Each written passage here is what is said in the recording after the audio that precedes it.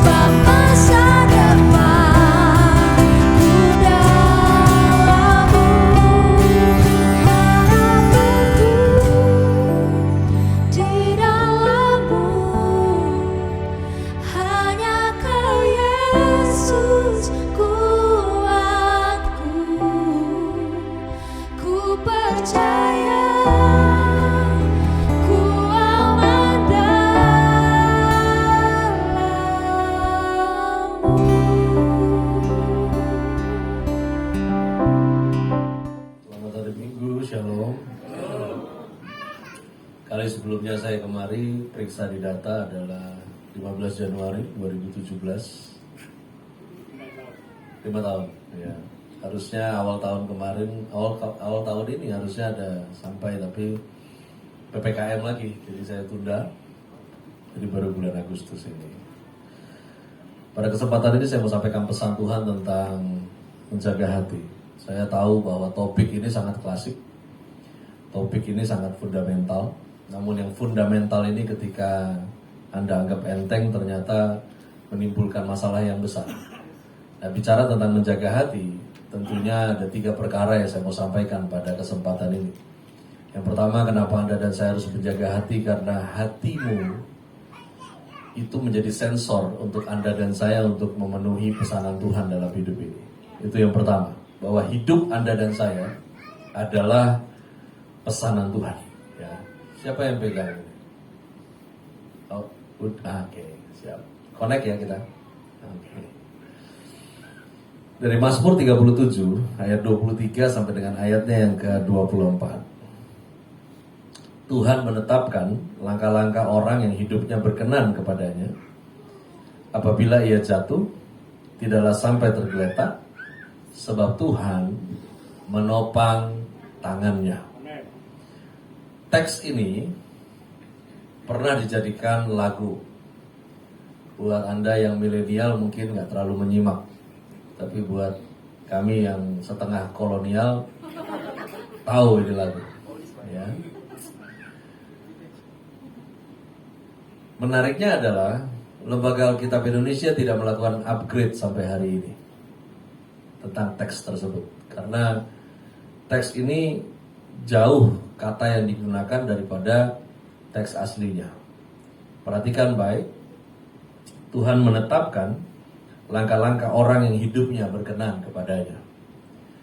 Pertanyaannya adalah, kalau Tuhan menetapkan, maka kata menetapkan berbicara tentang tidak bergeser, berbicara mengenai tidak bergerak dan berpindah tempat. Dan kalau Tuhan menetapkan langkah orang yang hidupnya berkenan, pertanyaannya, kalau Tuhan menetapkan langkah orang yang berkenan kepadanya, kenapa kok bisa jatuh? Katanya berkenan dan Tuhan sudah menetapkan, tapi at the end jatuh. Bagusnya adalah gak sampai tergeletak, sebab Tuhan menopang tangannya. Menarik adalah justru Alkitab yang ditulis dalam budaya Timur, justru yang paling banyak mendekati terjemahannya malah Barat. Di dalam King James versi yang terbaru, kita akan menemukan terjemahannya sangat mendekati dari teks aslinya. Di sana disebutkan, the steps of a good man are ordered by the Lord. Bahwa setiap orang hidupnya harus memenuhi pesanan Tuhan. Karena setiap orang terlahir di dunia ini sebagai pesanan Tuhan. Oleh karena itu, ketika hidup seseorang mau memenuhi pesanan Tuhan, Tuhan memberikan tools di dalam jiwa orang tersebut yang disebut dengan hati. Hati menjadi sensor di mana seseorang bisa memenuhi apa yang Tuhan pesan melalui hidupnya. Karena itu, menjaga hati penting. Karena sensor ini menjadikan Anda dan saya peka kalau itu dijaga. Dan ketika sensor ini diabaikan, maka Anda menjadi tumpul dan hidupmu menjadi susah. Karena nggak jelas kamu memenuhi siapa di dalam hidup kamu. Nah, hati nurani itu istilah yang biasa Anda dan saya dengar. Hati nurani adalah reserve, di mana seseorang itu seperti punya alert di dalam dirinya ketika dia berbuat sesuatu yang tidak benar. Apa ya kalau saya terjemahkan?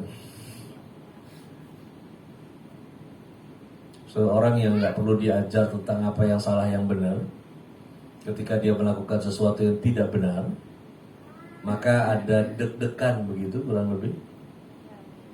Berapa banyak yang orang Jawa di sini? Mungkin diterjemahkan dengan dredeg gitu Pak. Ya. Saya orang Batak, malah saya nggak tahu bahasanya deg-degan apa. Karena orang Batak nggak pernah deg-degan. Ya. Gemetar itu apa? Kalau orang Manado bilang totofore. Hati nurani itu reserve sehingga sedablek-dableknya orang itu masih punya kesadaran untuk berbuat baik. Ini terlepas orang percaya dan tidak percaya. Setiap orang terlahir dengan hati nurani. Oleh karena itu, bicara soal hati, istilah yang digunakan ada dua. Di dalam bahasa Ibrani kuno menggunakan istilah yetzer, di mana hati nurani punya pengertian di dalamnya komplit. Di situ dorongan, di situ keinginan, di situ pikiran, di situ juga kemauan. Dengan demikian, Anda nggak bisa sembunyi di balik hal sepotong yang Anda lakukan dan mengatakan maksudnya saya tidak demikian. Karena rupanya dari kemauan, pikiran, keinginan, dorongan, satu paket yang namanya hati nurani.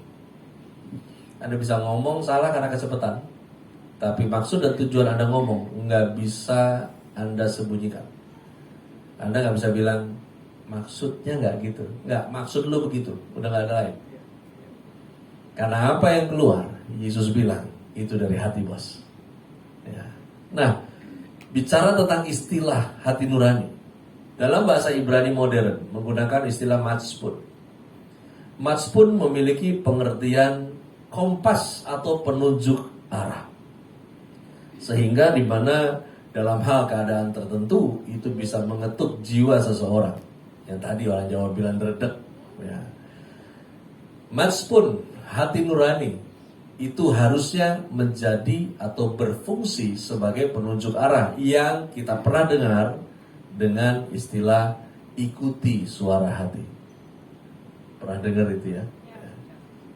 Follow, ya, ikuti suara hati. Nah, di dalam bahasa Indonesia, hati nurani itu diserap dari bahasa Arab, Nur Aini. Ya, ada yang namanya Nur Aini pagi ini. Nur Aini Haleluya Elizabeth. Ya. Nur Aini itu yang bikin akte kelahiran pusing ya kan. Ini kepercayaannya apa nih? Ya. Hati nurani itu adalah dimana seseorang itu akhirnya memiliki aura yang keluar dari dirinya yang asalnya dari sono. Gitu. Kalau di dalam bahasa Arab istilahnya cahayanya hati. Jadi yang pertama, kenapa Anda dan saya harus menjaga hati?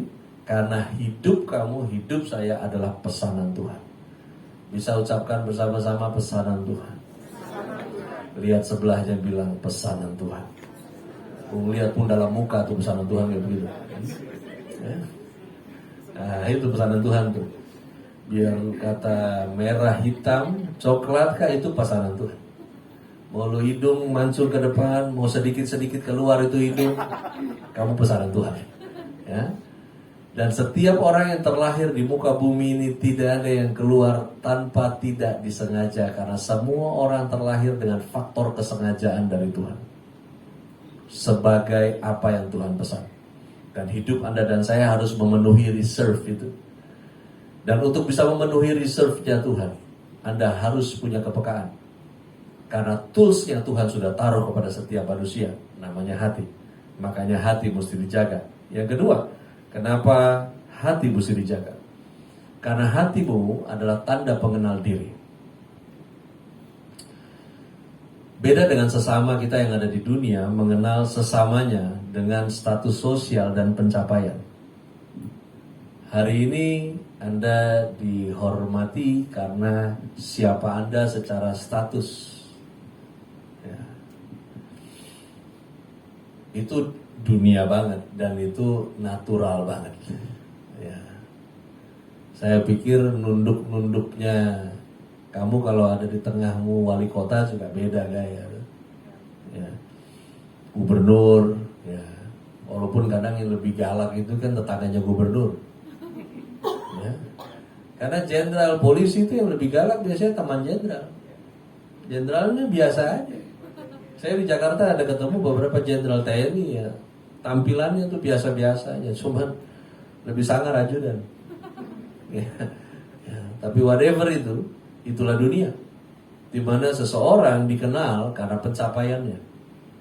di usia yang sangat muda, dia mencapai penghasilan yang lipat kali ganda dari orang-orang seusianya. Maka hari ini orang tersebut di Jakarta disebut sultan. Saya nggak tahu di Bali disebut apa. Ya. Setelah disebut sultan baru masuk penjara. Ya. Nah, itu banyak sekarang di Jakarta. Ya. Pokoknya lu umur 20 tapi punya uang 30 M, nah sultan punya. Ya. Pokoknya usianya muda terus bisa punya pencapaian status sosial tinggi, nah kau dihormat. Itu dunia. Masalahnya Tuhan gak pakai ukuran itu untuk kenal Anda dan saya. Ukuran Tuhan mengenal kamu dan saya, ukurannya adalah hati. Dari sana Tuhan kenal Anda dan saya. Makanya kita satu dengan yang lain bisa acting, tapi lu gak bisa acting di hadapan Tuhan. Ya, apalagi jawaban dari pertanyaan oleh WL sejagat raya Indonesia ini setiap minggu pagi. Shalom, apa kabar? Dan secara hukum Taurat semua menjawab luar biasa.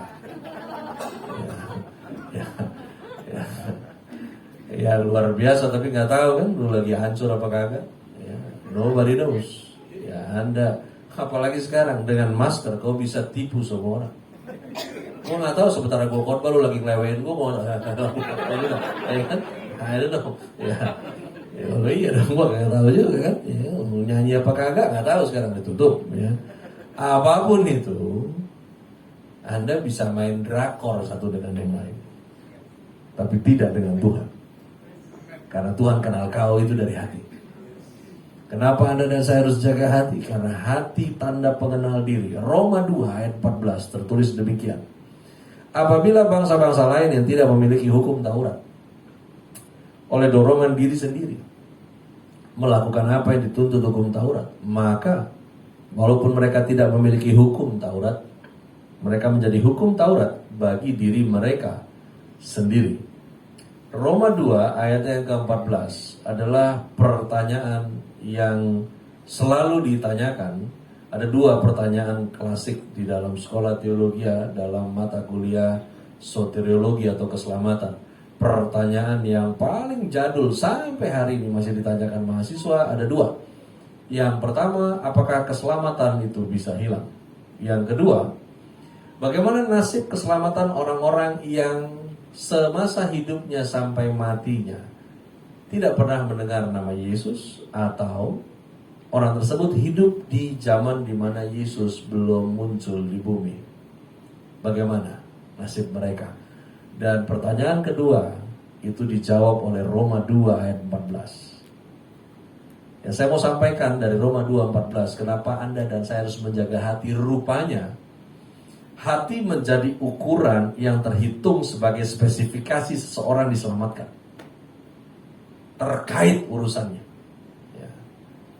Jadi kalau Anda bilang keselamatan urusannya Tuhan, enggak, rupanya terkait dengan urusanmu juga memelihara hatimu.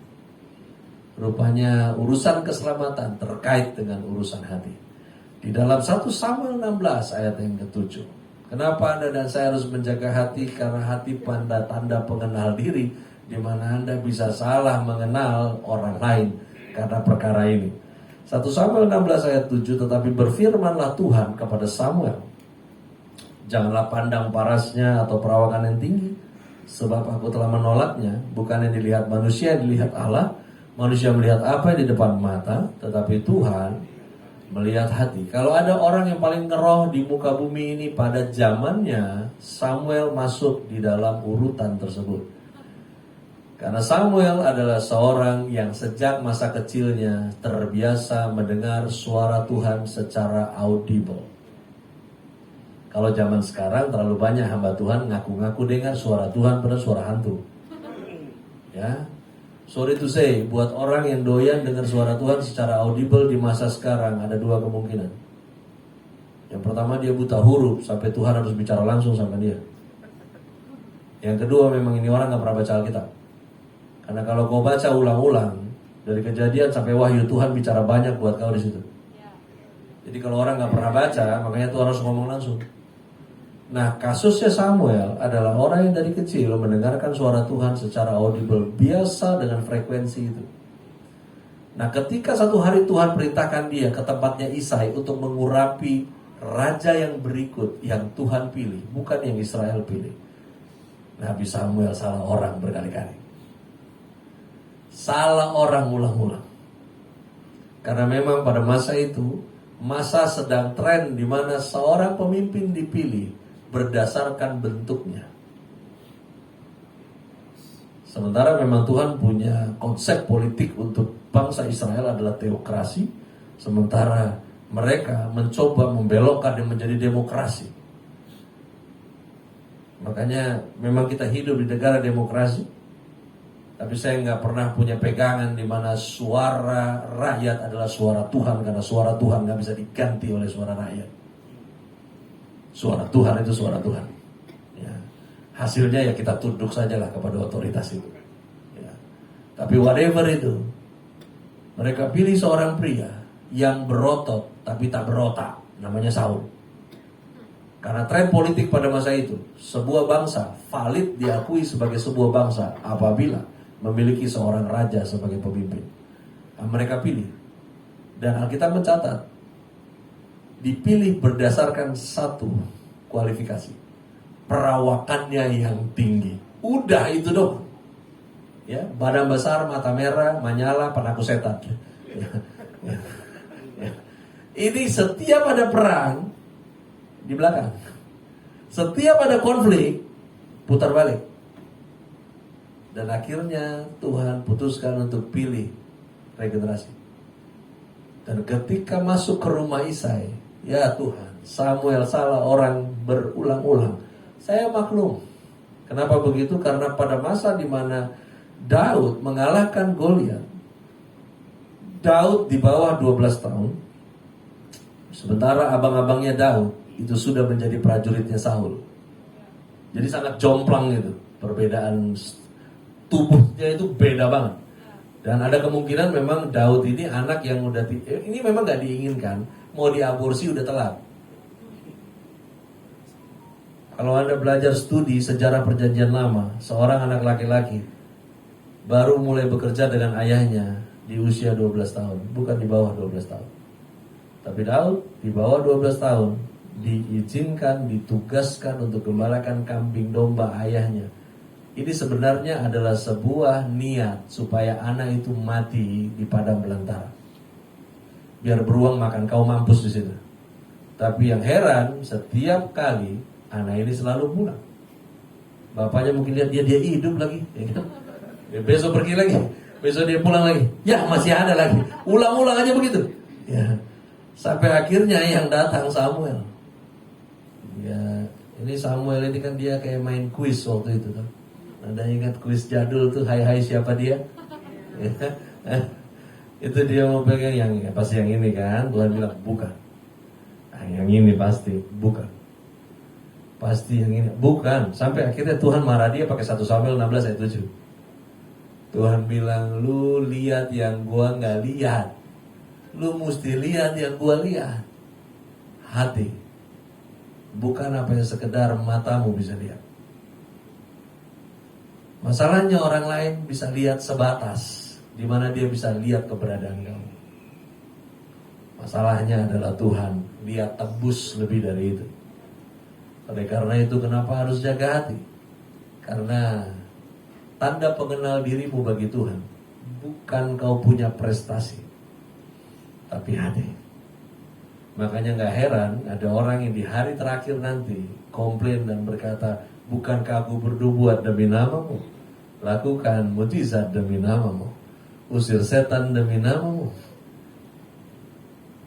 Masalahnya bukan lakukan itu untuk Tuhan, masalahnya Tuhan lihat hati. Di dalam Roma 8 ayat 27, Allah yang menyelidiki hati nurani mengetahui maksud roh itu, yaitu bahwa ia sesuai dengan kehendak Allah berdoa untuk orang-orang kudus. Ada beberapa peraturan dari masing-masing gereja yang tidak terkait jelas hukumnya di dalam Alkitab. Hanya memang tiap gereja membangun budayanya sendiri. Ada yang Kalau bukan anggota nggak boleh naik ke atas ini untuk pelayanan musik dan sebagainya. Kalau bukan member. Ada yang lebih gila lagi, kalau mau jadi member harus baptis. Dia pindah di gereja 5 kali, dia baptis 5 kali. Ya, ini lebih gila lagi. Ya. Ada yang peraturan lagi, pokoknya nggak ikut doa pagi, doa malam, doa siang, sampai nggak kerja, isinya berdoa saja. Ya, baru boleh pelayanan. Apapun itu, apa macam-macam lah. Ya. Kalau di dalam pengembalaan yang Tuhan percayakan pada kami mungkin terlalu rock and roll di Jakarta. Ya. Karena sebagian yang non Kristen juga main musik. Karena yang saya tahu musik gak ada agamanya kan. Ya. Baru kalau saya tanya sekarang Yesus tuh agamanya apa juga pusing jawabnya. Ya. Kalau ditanya agama kita apa adalah kita ngikutin Yesus kan begitu. Ya. Nah, peraturan-peraturan ini buat sebetulnya nggak cukup untuk membentengi. Ya, beberapa pengurus awal-awal pernah komplain, Pak Gembala, ini terlalu gila ini. Ya, itu dorang-dorang itu tuh tadi malam main di bar itu. Kenapa kasih main di sini? Saya bilang emang kenapa? Biar aja main di sini. Ini kan bukan perjanjian lama. Kalau di perjanjian lama kita butuh ambulans. Karena kalau kau nggak kudus hari Sabtu, kau main hari Minggu mati kau langsung. Kan begitu kan, api Tuhan sambar kau langsung. Tapi kalau di zaman anugerah ini kan semua bisa acting tuh di depan. Masalahnya kan bukan tugas saya sebagai gembala untuk menghakimi. Anda dan saya kan pendosa yang diampuni, betul? Coba lihat muka itu pendosa yang diampuni, lihat kanan kiri itu, kok pendosa yang diampuni. Sesama pendosa yang diampuni, dilarang saling menghakimi. Jangan paling betul. Ya, bukan saya rendahkan kebenaran, tidak begitu. Tapi saya mau bilang bahwa Tuhan itu yang selidiki hati nurani bukan kau. Ya. Mau kata kelihatan holy juga di sini. Kita nggak tahu jeroannya. Mungkin dalam hati lagi memaki mertua, kita nggak tahu. Nggak tahu. Tapi kalau ketemu dari depan kan sudah suasana tuh hadirat, ya kan? Salam, apa kabar? Haleluya. Bagaimana bulan ini? Oh, Hosana, haleluya. Papa mama gimana sekarang? Tahu ada tiga bayi di Bethlehem. Ya. Sebentar lagi lu disalib di Golgota lu. Ya. Bisa kita bikin makeover begitu bisa. Mungkin Anda punya level bahasa roh itu, kamu punya verb udah paling panjang dari yang lain mungkin. Tapi dengar, Tuhan selidiki hati nurani. Kita nggak paham itu. Karena itu kenapa mesti jaga hati, karena Tuhan kenal kamu itu bukan dari apa yang kau lakukan, tapi kenapa kau lakukan. Allah memperhatikan kenapa Anda melakukan sesuatu. Pandemi yang nggak jelas ini. Saya udah bilang nggak jelas sebetulnya sekarang. 2 tahun kemarin jelas itu pandemi. Kita masuk ke 2022 ini sebetulnya yang nggak jelas, ya, karena ya nggak jelas aja. Masih mau pandemi atau kagak, gitu, ya. Karena kan kita di area terbuka boleh buka loh, ya. Di area tertutup disarankan pakai. Tapi ya udah juga sih, gitu. Buka juga. Ya. Memang kalau mau bicara hukum, apalagi saya dari Jakarta dari tanggal 2 kemarin dari Bali, ya. Luar biasa. Lalu lintas di sini tuh memang punya hukum bendera yang berbeda dengan pada umumnya. Ya. Saya dari tanggal 2 masuk bandara, serah terima kunci, saya bawa mobil setertib orang Jakarta bawa. Ternyata saya jadi aneh, ya. Jadi aneh. Di sini tuh pelan bisa di kanan. Baru udah ada orang klakson. Kayak semua tahu sama tahu aja, kayak semua bestie gitu kan. Baru mendahului dari kiri, nggak ada marah. Memang keren ini. Ya, cukup 2017 terakhir baru balik lagi. Tapi saya terakhir itu 2020 sebetulnya Januari ya, ada main sini. 2020 Januari, Maret baru Covid ya kan, baru pandeminya. Tapi makin kesini makin ajaib. Ya. Setiap kita bisa ada di depan sini, tapi kenapa Anda melakukannya? Tuhan tahu. Tuhan memperhatikan alasan dan motivasi Anda dan saya melakukan sesuatu. Sesama kita memperhatikan hanya kita melakukan sesuatu. Kamu menikah dengan siapa, itu yang orang lihat. Kenapa kamu menikahi dia, itu yang Tuhan perhatikan. Kenapa Anda menikah, itu yang Tuhan perhatikan. Yang orangnya perhatikan adalah cari tanggal yang unik. Ya, dua. Ya, pokoknya unik. Ya. Sebetulnya kalau mau yang paling unik itu bukan tanggal, jam dan harinya. Kau bikin nikah hari Senin jam 7 pagi. Kau lihat siapa sahabat, siapa bukan, yang bisa datang. Kalau cuma sore biasa. Allah memperhatikan. Kenapa? Iya, coba lihat siapa yang mau berkorban kan? Kita lihat, ya. Dan kemudian langkah demi langkah Anda dan saya melakukannya. Tuhan perhatikan itu. Kenapa? Karena setiap tindakan yang Anda dan saya lakukan itu hasil dari respon hati. Makanya orang hina kau itu belum tentu kau terhina.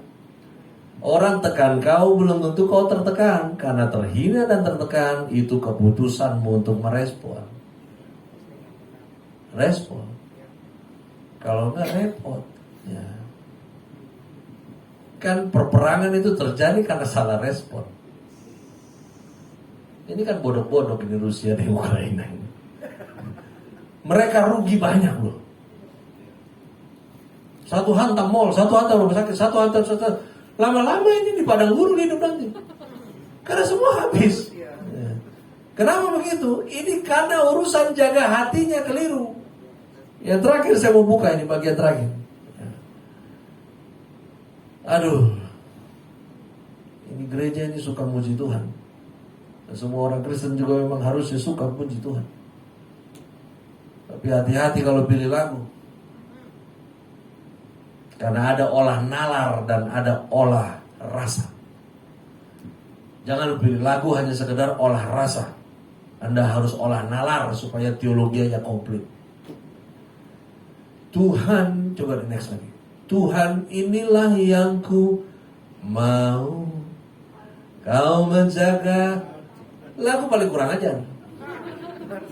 Kita bilang sama yang ciptain itu ada di baris. Tarik kau punya lagu itu. Oh, bikin aneh-aneh aja. Coba lihat ayatnya. Tuhan suruh kau dan saya jaga hati.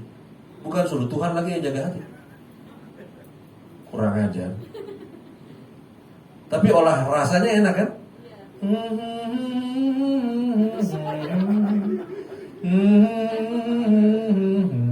Sedap dia punya irama. Tapi teologinya salah, bos.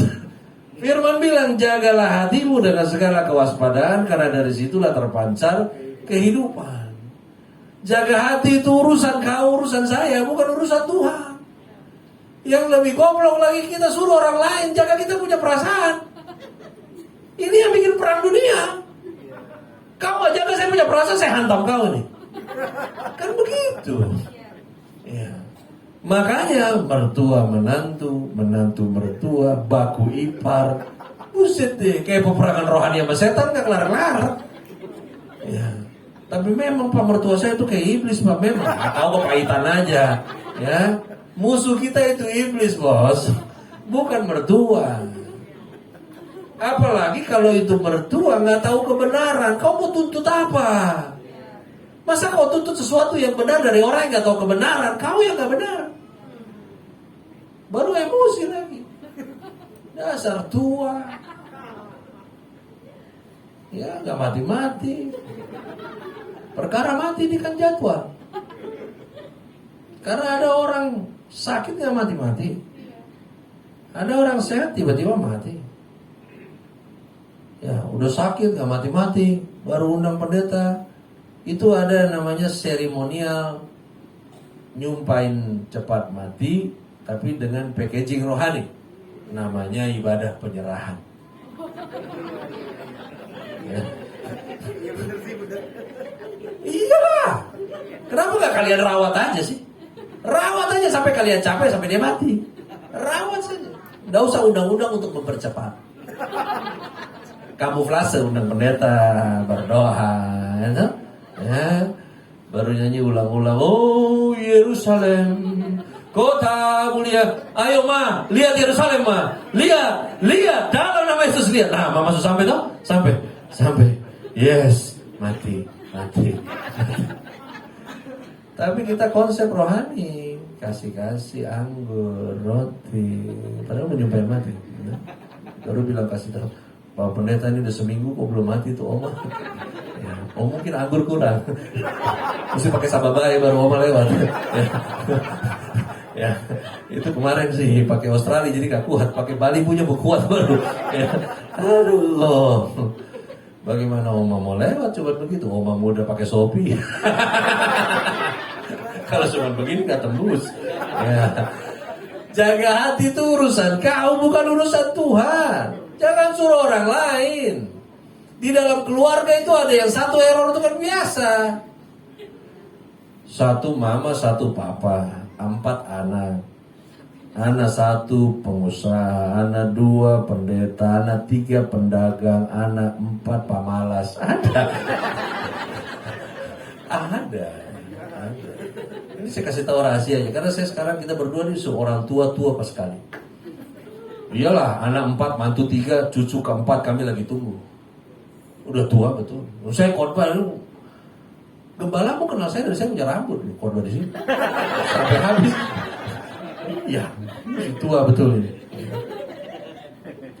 Aduh, enggak bisa andalkan orang, jaga kau punya perasaan, enggak bisa.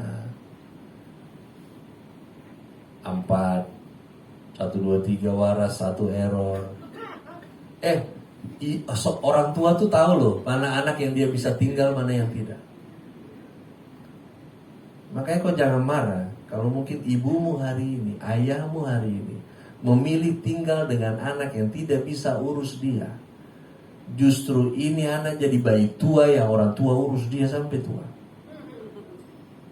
Mungkin Anda bilang, jangan tinggal sama dia, mending tinggal sama saya servis habis. Tapi orang tua tahu kau mandiri, makanya dia gak mau tinggal sama kau. Dia pilih tinggal sama anak yang oon itu. Karena dia tahu si oon ini kalau ditinggal kelar ini. Ini kelar ini, gak bisa bikin apa-apa. Baru kau mau marah karena dia pun oon. Jaga baik hatimu. Jangan rusak hari-harimu untuk memenuhi pesanan Tuhan dalam hidupmu. Cuman garda yang goblok-goblok ini. Jangan rusak betul. Nggak apa-apa. Bersyukurlah untuk orang-orang kurang ajar di sekitar hidupmu, karena melalui mereka kau dilatih Tuhan untuk mengasihi. Amin, yang kurang ajar amin. Ya. Betul. Waduh, kalau mau ngomong rasa, saya ini dari 94 melayani ke hari ini. Ya progres, kalau mau bicara progres, jangannya tahu lah. Ya, saya orang yang nggak biasa bicara dulu, biasanya saya pukul dulu baru saya bicara. Habis dapat pukul baru kita tanya kenapa dia lihat. Ya, saya bukan tipe yang apa. Oh, enggak ada berteriak-berteriak nggak ada. Ya, dulu kita tikam orang bisa sambil senyum kok.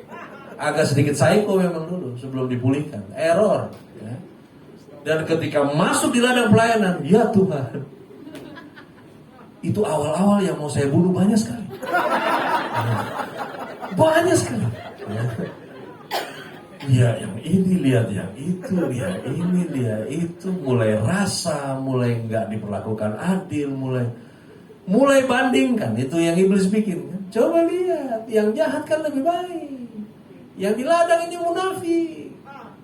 Lihat dulu. Waduh, saya dikasih perbandingan. Waktu itu memang saya sama setan masih bestie kan. Masih setengah-setengah jadi. Lihat dulu. Waduh, ini kacau. Munafik itu, mata kepeng itu pendetanya. Dengar dia. Tapi seru loh Pak, 2 tahun ini membuktikan. Siapa hamba Tuhan, siapa hamba uang, itu terbukti. Di Jakarta banyak yang tepar-tepar itu, yang hamba Tuhan jadi-jadian itu banyak. Selesai mereka, gak kuat. Gereja tutup, bukan karena pandemi, tapi karena gak bisa putar uang lagi. Ya. Akhirnya dia yang tak putar. Masuk penjara. Banyak. Saya pasca terakhir aja 2018 itu di Jakarta. Ada 300 data. Itu pendeta. Kasusnya 378. Penipuan, penggelapan. Ada di dalam. Ada di dalam. Saya tanya, kenapa mereka nggak ibadah? Malu lah Pak, katanya. Yang korban bekas penjahat. Sementara mereka jahatnya telat. Ya. Nah itu. Ya. Jaga hati. Mau sampai kapan? Anda mau perjamuan kudus loh. Kau bilang cinta Yesus sama kakak ipar udah gak bicara 300 tahun bagaimana? Tapi dia penipu Pak, itu yang sedap. Mengasihi penipu itu sedap. Ya, itu yang sedap. Ya. Yesus bukan suruh mengasihi, Yesus suruh kau berkati dia. Ada yang aniaya kau, Yesus bilang berkati dia. Sedap kan? Bukan panggil pengacara, berkati dia. Ya. Hati-hati, ini mau urusan ini. Ya. Tuhan tahu kau punya hati. Jangan-jangan sama mama sudah berkelahi 1 minggu. Kasih beres itu. Saya tahu ada orang-orang error yang tidak bisa Anda ajak berdamai. Tapi ingat, rukun di dalam Alkitab bukan tentang dua belah pihak, tapi tentang setiap pihak kepada Tuhan. Itu rukun. Karena gak semua orang bisa kau datangi terus kau salam. Nggak bisa. Ada yang error kok. Ada yang memang karunianya error. Ada. Jadi begitu aja terus. Sampai saya tak ada minder sama dia. Iblis lihat orang model begini masuk gereja, iblis keluar. Karena iblis bilang, ada yang ganti saya. Kalau ada dia gak usah ganggu. Karena dia sungguh lebih parah. Ya. Jaga hatimu. Bukan urusan Tuhan, itu urusan kau itu. Mau sampai kapan kita suruh orang lain? Gak bisa. Dan jaga hati itu bukan tentang Anda menutup diri. Memang bergaul harus pilih orang, tapi mengasihi gak boleh pilih orang. Tuhan suruh Anda kasihi semua. Karena itu jaga hati itu bukan bicara hatimu dilaminating dengan melaminating pergaulanmu. Karena Anda dipanggil jadi garam. Garam itu mesti terasa buat banyak orang, bukan dirasain sendiri. Anda dipanggil jadi terang. Terang itu kan harus kelihatan. Kalau Anda tidak terhubung dengan orang lain, bagaimana mau kelihatan? Anda tutup diri di keluarga besar. Yang ada baru masuk di acara undangan pernikahan keluarga besar. 2-3 meter kau putar balik pulang. Karena baru masuk, dia lagi nih. Yang itu Pak di pusat. Ini mundur cari-cari. Baliklah kau keluar lagi. Mau sampai kapan? Mau sampai kapan? Nggak bisa. Rukun itu Anda mulai doakan mereka dalam doamu. Minta berkat Tuhan turun atas mereka. Jaga hati itu bukan menyendiri. Menyendiri bukan konsep kekristenan. Berbagi hidup itu kekristenan. Nggak bisa sendirian. Dan memang Anda akan dikelilingi dengan majemuk kelakuan. Tukang ngomongin orang, tukang ngomongin kamu, tukang tikam dari belakang. Yang ini tukang bautang atas nama Tuhan. Oh haleluya. Saya ingat betul itu. Satu kali pengusaha ditelepon, Pastor, si ini nih kita punya teman tuh.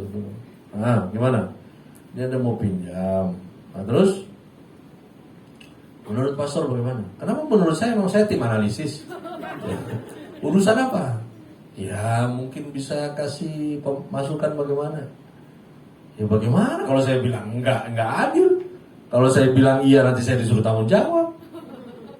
Mau pinjam berapa dia? Awalnya 2M, turun jadi 800. Ya udah Bapak ada. Ya kasih pinjam aja. Oh gini aja lah. Ini aja nih. Tanya dia bagaimana mekanisme pengembalian. Itu aja cukup. Oke. 2 hari lagi di pengusaha telepon, Pastor saya nggak jadi kasih pinjam itu pendeta. Kenapa? Saya tanya seperti yang pastor suruh tanya. Mekanisme pengembalian bagaimana? Dia jawab, pokoknya dengan iman saya kembalikan. Kan ngeri itu. Kalau uang itu kan harus kembali uang, bukan iman.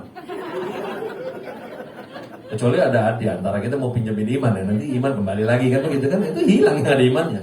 Ya. Di dalam Ayub 22 ayat 22, terimalah apa yang diajarkan mulutnya, dan taruhlah firman-Nya dalam hatimu. Apa yang dikonsumsi oleh hati, itu yang akan mempengaruhi kemana Anda diarahkan. Ingat, ada yetser, ada matspun tadi bahasa Ibrani modern. Matspun bicara tentang hati adalah penunjuk arah. Karena itu ada kalimat ikuti suara hati, betul ya? Dan benar memang, suara hati itu untuk diikuti. Problemnya adalah diisi apa tuh hati? Nah, kalau hati Anda diisi oleh omongan orang, ya susah. Mau bikin apa juga kau takut. Ya. Padahal kau bikin itu kau diomongin, gak bikin juga kau diomongin. Ya. Anda kan gak bisa tutup orang punya mulut kan? Minimal tutup kau punya telinga kan begitu. Ya. Bukan bicara tentang nasihat, tapi ini bicara tentang ukuran sempurna dari setiap pandangan masing-masing orang. Anda nggak bisa atur itu, kau nggak bisa setting itu. Ya. Hidup bener aja dicari salahnya, apalagi lu salah. Ya. Yang penting nggak diurusin, yang penting nggak diurusin. Prestasi-prestasi kemarin yang Olimpiade Matematika Indonesia, mana ada diekspos? Yang diekspos itu Citayam Fashion Week, goblok banget. Ya, berjalan yang kayak bebek, di jalan di itu tuh, nggak ada prestasi ya. Besok-besok mereka dilupakan juga. Alkitabnya baca bos. Anda nggak cukup terima firman di sini. Baca ulang Alkitabnya. Biar makin tua makin berhikmat. Dia makin tua makin bodoh. Makin tua harus jadi sumber berkat buat anak cucu. Mereka senang dekat dengan orang tua yang penuh dengan firman. Baca. Masalah kamu ngerti belakangan.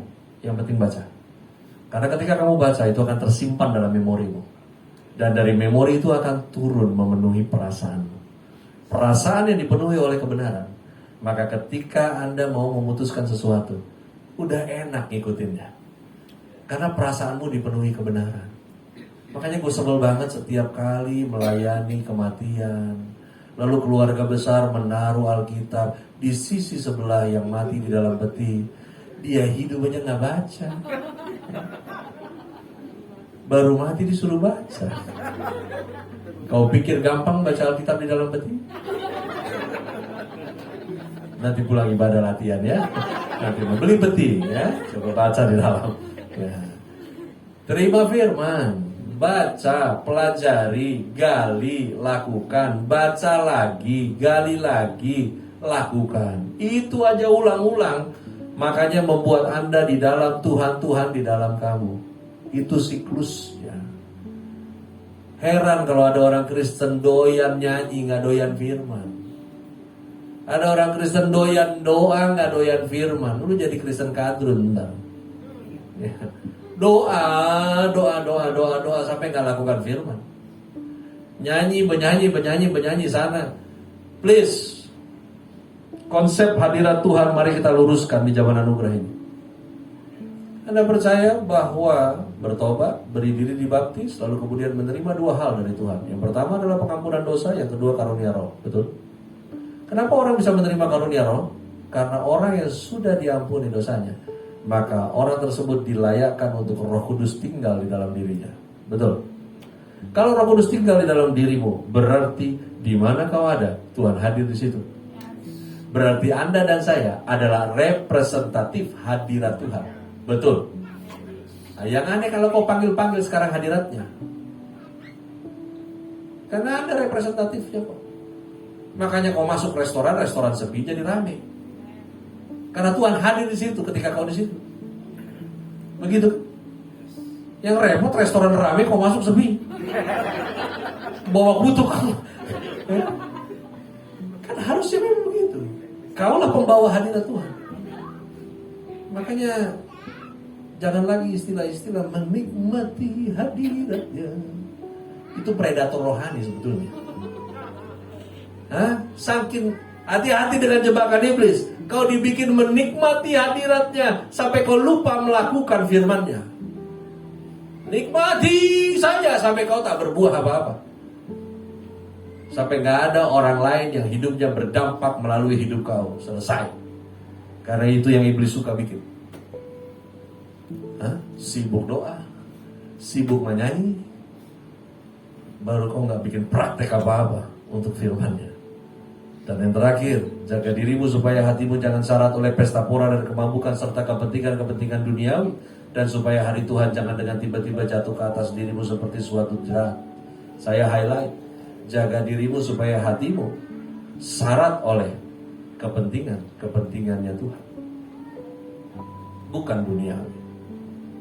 Selama masih punya otak, pasti masih mikir. Maka dari itu, kalau sudah penuhi diri dengan firman, mari mulai sekarang pikirin yang penting buat Tuhan, bukan pikirin yang penting buat kau. Karena apa yang penting buat Tuhan pasti baik buat Anda dan saya. Ya, kalau ada orang tuanya sakit, yang sudah sepuh, jangan kau nasihati mereka untuk tidak banyak berpikir. Karena memang masih ada otaknya, makanya masih mikir itu. Karena jangan lecehkan orang tua begitu. Yang kong ya, udah kong, makanya mikir kong. Engkau dalam hati kurang ngajar jujur. Gua otak masih ada ya gua mikir dong. Aduh, hidup itu gak boleh ngalir bos. Tuhan mau bawa Anda terus naik, bukan turun. Kau pernah lihat air naik? Air gila itu. Nggak ada air naik, konsep air itu turun. Dia akan cari dataran yang paling rendah. Dan bukan ke tempat itu Tuhan mau bawa kau. Happy itu kalau mau happy ya, hidup itu ngalir, goblok. Ini gila. Mau ngalir kemana? Harus terarah. Yang arahin harus Tuhan. Kalau kau penuhi dengan firman, kau terbiasa dengan perasaannya. Nah kalau kau terbiasa dengan perasaannya, tadi WL buka dengan kata menanti-nantikan Tuhan. Masih ingat ngomongnya tadi? Di sini kita orang-orang yang menanti-nantikan Tuhan. Kata menanti-nantikan Tuhan, Yesaya 40, terjemahan bahasa Ibraninya adalah kafa. Kata kafa beda terjemahan dengan bahasa Indonesia dengan menanti-nantikan. Kata menanti-nantikan Indonesia bahasanya menunggu. Padahal terjemahannya bukan menanti-nantikan. Kafa itu artinya terikat. Seperti tangan yang dibuat begini, terikat. Dari ini latar belakangnya Anda berdoa lipat tangan. Kafa. Orang yang terikat dengan Tuhan akan dapat kekuatan baru. Terikat dengan Tuhan akan naik terbang. Kalau Anda udah seperasaan dengan Tuhan, sepikiran dengan Tuhan, apa yang kau minta itu yang Tuhan rasa. Apa yang kau pikir itu yang Tuhan pikir. Kalau apa yang kau minta, apa yang Tuhan rasa, apa yang Tuhan pikir, apalagi yang sorga mau reject, semua jadi. Yang penting sekarang bagaimana prioritaskan apa yang penting buat Tuhan. Dan Anda akan lihat semua yang baik, yang indah, yang kudus, yang sedap didengar, dimeteraikannya menjadi bagianmu selalu.